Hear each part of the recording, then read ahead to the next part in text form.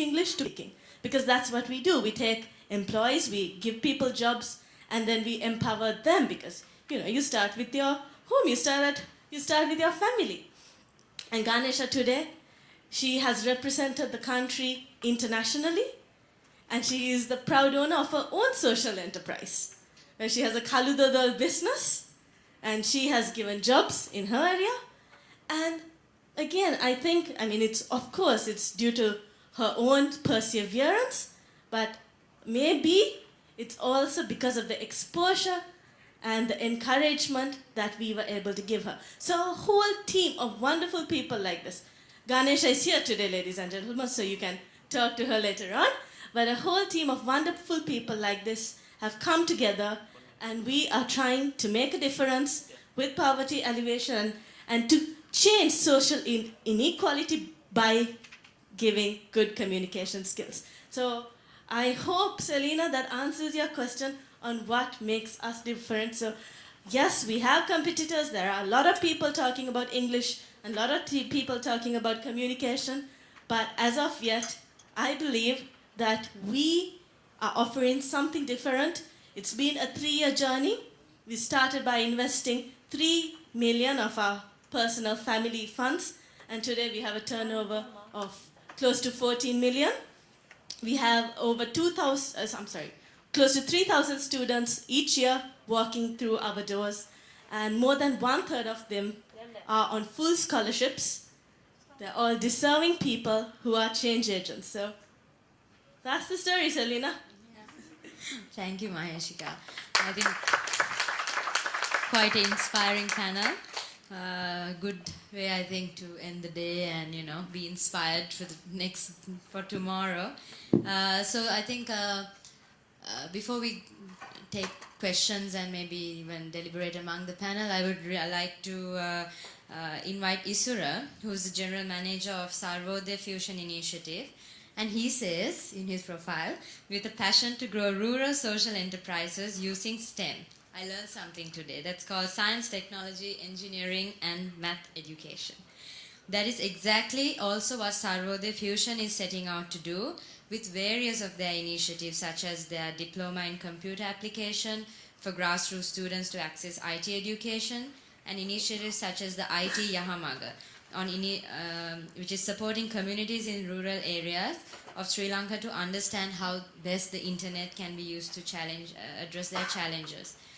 So, Isura, something I think that is really coming out when you talk about the question of social inclusion and social enterprises, one of the key challenges is access. You can have the greatest initiative in the world, but if it's prohibitive in terms of cost, for instance, or in terms of lack of information or advertisement around that initiative, then the groups that you actually seek to address cannot access this. So what I would like you to do is, while you're talking about your initiatives, really focus on some of the strategies you use as a social entrepreneur to address this challenge of access.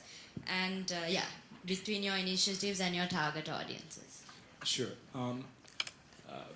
As Selena said, we currently have 120 centers around the country. They are generically called telecentres. Telecentres are simply cyber cafes in rural areas. So they have access to computers, like 4 or 5 computers and internet.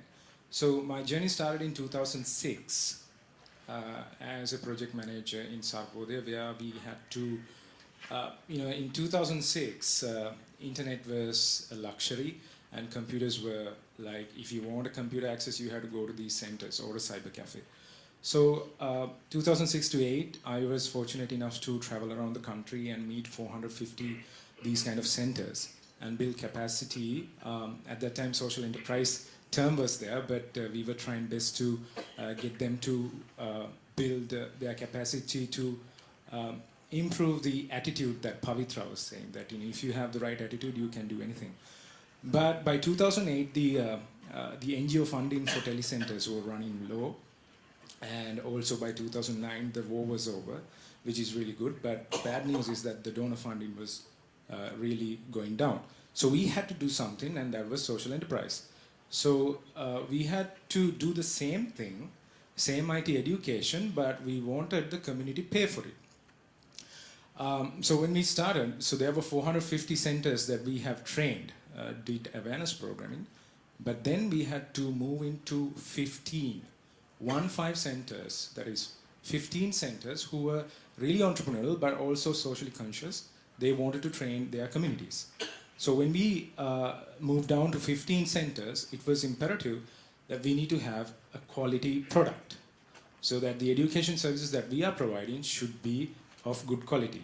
So it doesn't matter that we are a social organization, that we are trying to do good things, but when it comes to paying, you have to make sure that the quality is good. Fortunately, one university in the country offered the services, everybody else avoided. That is my university, University of Moratuwa. They offered a resource person pool for this exam that we are providing. And also we took the guidelines from Tertiary and Vocational Education Commission. Since then, we have trained more than 15,000 students from 2009 to now. And the interesting part is like what you said, like, for a social enterprise to succeed, you need to be always lean. We don't have the luxury of a lot of investment muscle. We don't have marketing budgets. We don't advertise in papers. So what we try to do is, like in 2009 when we wanted to start, we had this interesting thing called a webinar, where a web conference, where a university lecturer from Moratuwa University has to have a webinar with the student who is facing the exam. At that time, I was given consultation that it would take at least 1 million rupees. We did not have that money. So we tried, and because we did not have an answer, we asked from the community, the centers that we are working with, what could we do because we don't have that money? And they said, let's use Skype. And because a lot of people are using Skype to call their relatives abroad, and said, yeah, of course, but you have only 5 computers. There are about 50 students. So they said, let's share. And also sharing how? And they said, we'll use a mic just like this, or probably they had this headphone with a mic. That was the most popular thing. So they will use the mic, but then the voice from the university lecturer would come out from a speaker.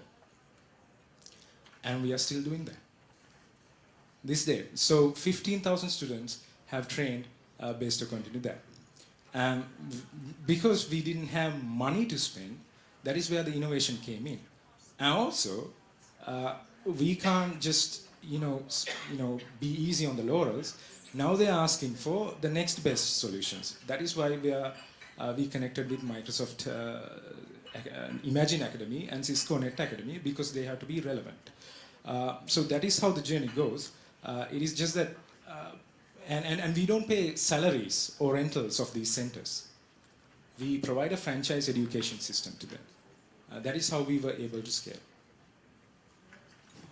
No, I think we've forgotten our sign language now.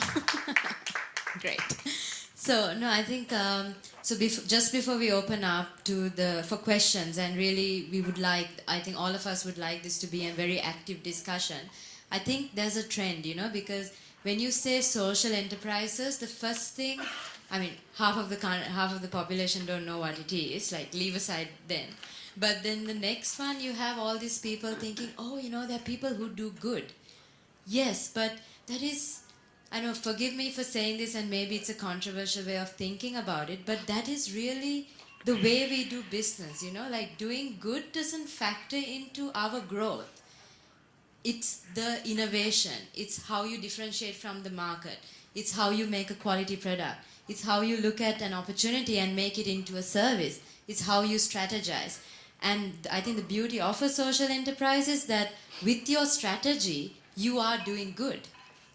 So I think that is a very important distinction to make, and for us to really understand that if we do good business, we are in turn doing what we have set out to do. So I think with that, may we invite the audience for questions and anything, comments, so that we can keep this as interactive as possible. Over to the audience. No questions? Eranda, maybe you like to start with a question to us. Yes, to kickstart. The reason why Dr. Lalit actually gave me the emceeing is to prevent me from asking too many questions, right? No, I mean, hugely inspired Sagara, having social, first of all, entrepreneurs like you, young people like you, and then to see that you are a social entrepreneur, such a success story with conviction, that's hugely inspirational, and that actually debunks the professor's question. Are we really an entrepreneurial country in the morning, right? I mean, when you have people like Sagara, you know, you can't say that we are not entrepreneurial. Definitely, we are entrepreneurial, and I know that there are thousands and thousands of young people like Sagara scattered around the country. It's just that we need to find them, right? We need to find them. We need to support them and develop it. So I suppose that's what's been going through my mind as I was listening to all of you. But I would really like the audience to ask questions, because I will have plenty of time as MC to say a lot of things. Yes, great. See, I knew you'd break the ice, so yeah. That's fine, I can speak up. More than a question, I just want to make a comment. The last comment that you just made in terms of, thank you. More than a question, I just want to echo what you just last pointed out.